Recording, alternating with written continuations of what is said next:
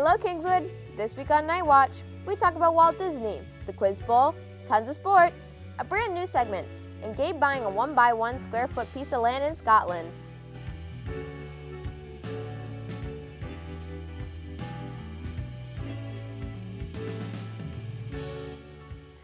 Hello, Kingswood. We're your hosts, Keegan Quinn, And Paige Caruso. bringing you a very festive episode of Night Watch.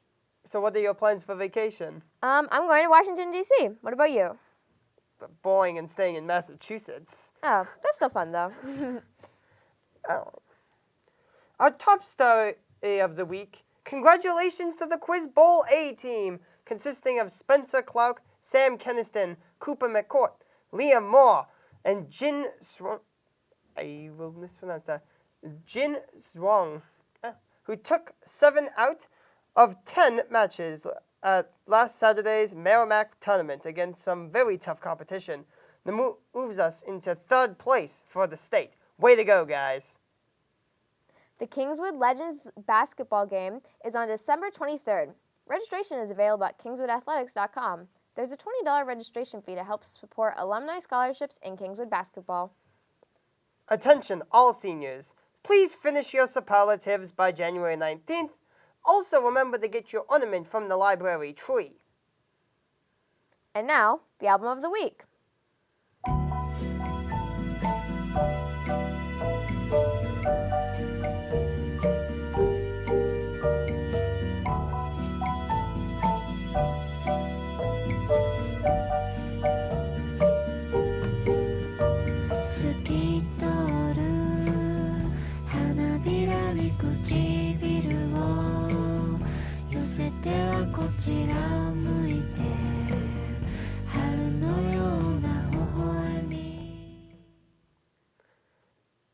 If you have any suggestions for future albums that you'd like to see featured, message us at nightwatch261@gmail.com.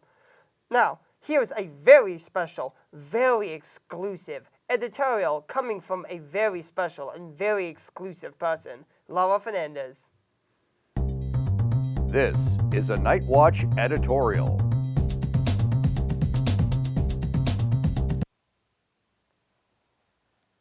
Stop skipping class in the bathroom! It's disgusting! This has been a Night Watch editorial.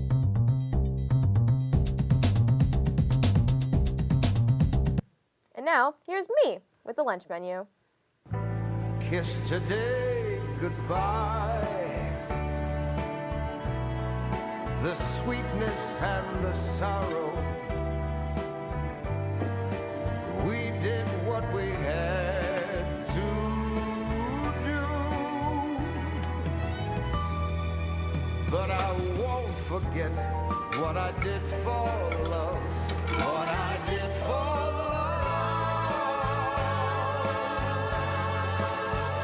Won't forget and regret what I did for. Kraft macaroni and cheese. You know you love it. Hello, Kingswood. I'm your host, Paige Caruso, with a special winter lunch break menu. On Monday, chances are you'll wake up as early as possible to open presents and stockings with your family, so you won't have had breakfast. This means you'll be extremely hungry for lunch. However, from the exhaustion of the morning's events, you won't have had much energy to cook anything extravagant. Instead, you'll be having ramen noodles. On Tuesday, you'll sleep until 2 as you stayed up all night playing on your new gaming console. You keep dying over and over, getting nowhere, making no progress. You have lived through thousands of rebirths and thousands of deaths, yet you have not had the chance to live. You're exhausted from your late-night existential crisis. Therefore, you won't be enjoying lunch on Tuesday. You'll instead have an expired Hot Pocket that you found at the very back of your freezer, forgotten, just like you. It's now Wednesday, and you're starving, as all you've eaten for the past few days hasn't been very filling. That means that today, you indulge yourself on some pizza from Pizza Hut. Despite having a filling meal, you still feel empty. Is this what your life has come to? The most exciting part of your week being Pizza Hut? Of course there is Christmas, but all you experience is ennui. You feel nothing, despite being surrounded by friends and family. On Thursday, Aunt Maud flies in from Florida and makes you a meatloaf. You end up feeding half of it to your dog, and he gets sick as well. And lastly, on Friday, you go to your fridge for a delicious lunch, but nothing appeals to your tastes. All that there is a single individually wrapped piece of cheese, a half-empty gallon of orange juice, and Aunt Maud's toxic, radioactive meatloaf. So you end up having ramen. The cycle repeats once more. You have become the snake that eats its own tail. You are your own worst enemy. I'm Paige Crusoe, and have a lovely winter break. Talking about this later. Now on to Curtis Sheffer for sports. Hello, Kingswood. I'm Curtis Sheffer, bringing your sports schedule.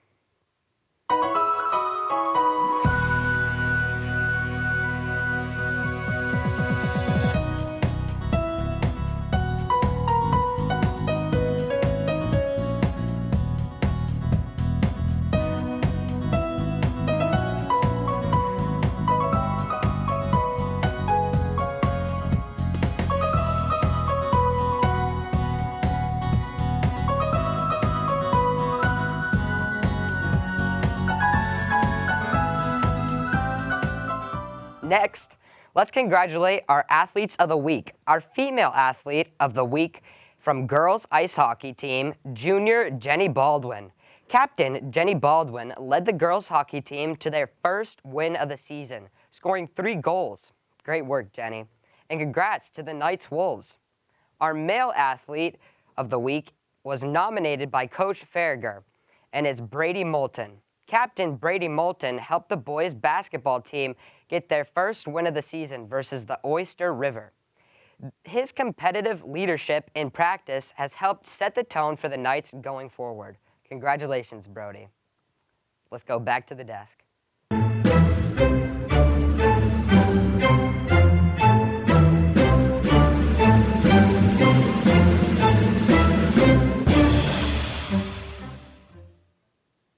And now, Laura Fernandes with the weather.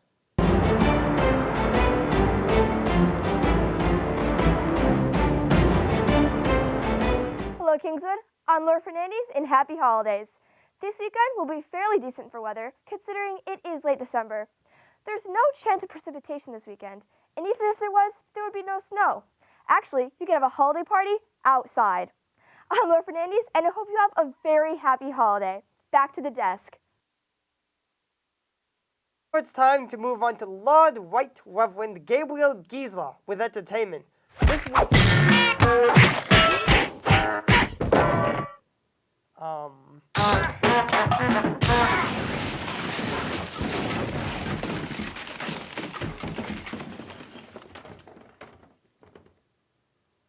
Is that all of that?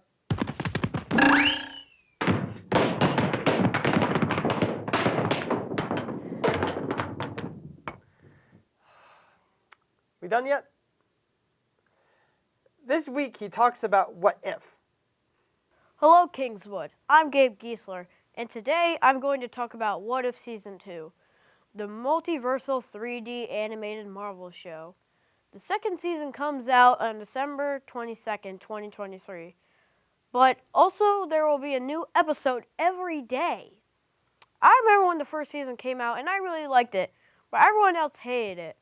I don't really remember having a clue why, besides, it doesn't match up with the story. But I just kind of ignored it. And so, What If Season 2 is going to have 9 episodes. The first episode is What If Nebula joined the Nova Corps? Episode 2, What If Peter Quill attacked Earth's mightiest heroes?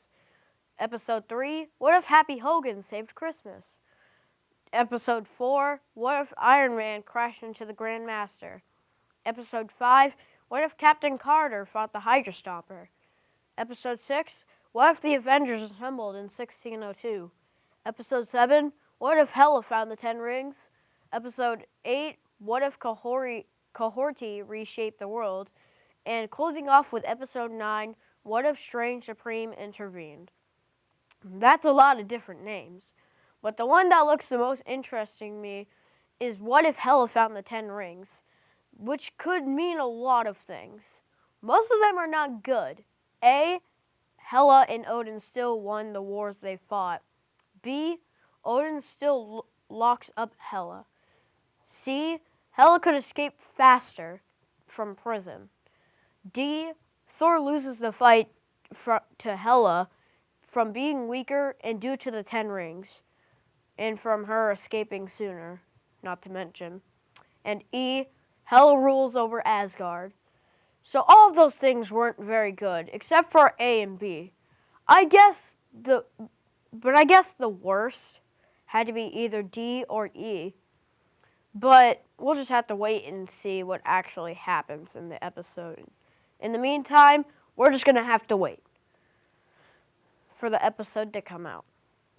But whatever. That was me talking about What If Season 2. So now we head back to the desk. Thanks, Gabe. And now, Lord Right Reverend Gabriel Van Scoy Giesler Jr. III, once again with Point Counterpoint. This is Point Counterpoint. Yes. No. Yes. No. Yes. No. Yes. No. Yes! This has been Point Counterpoint. And now, this just in, Keegan Quinn with Exploring Kingswood. Hello, Kingswood. I'm Keegan Quinn, and I am on a journey to learn about all the clubs, classes, and activities at Kingswood. So join me as I explore what Kingswood has to offer. This week, the Student Council.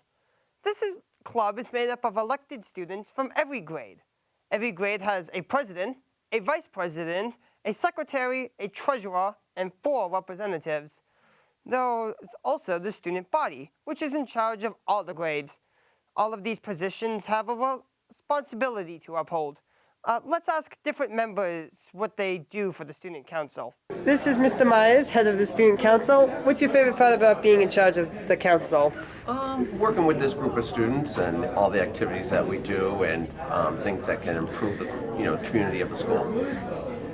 In terms of the class, because I'm senior class president, he's student body, he'll tell you a little bit more about that, but in terms of class, it's more so things like when we do hallway decorating or when we have the big school assemblies, it's being in charge of the class-wide things, more our grade, our smaller group of people within the school, things like that. For the student body, we kind of focus on more of the school-wide events and things, so programs like Wish Upon a Star, the Thanksgiving Day baskets, putting those together. That's kind of what the student body focuses on, more of the big picture stuff, but we also help out with the class too. So we just, whenever we're introducing a new thing, for instance Spirit Week, my job is just to go around and make sure that the majority of the student population would like that idea versus not liking it. My main thing right now is trying to get people involved. I'm trying to get our whole class involved, and yeah, I think that's my biggest thing right now. Yeah, I think the main goal is to get everyone involved, like Brady said, and just make sure we're all working together, cooperating, and yeah. Some different goals for different people, but some of our most important events, the Thanksgiving drive, the Wish Upon a Star. I really like in the spring our field day. That's a good one because it's the whole school involved. In order to join the Student Council, you must give a speech at the elections during the end of the year and be elected by your classmates. If you are on the fence as to whether you want to run, here is what the members have to say.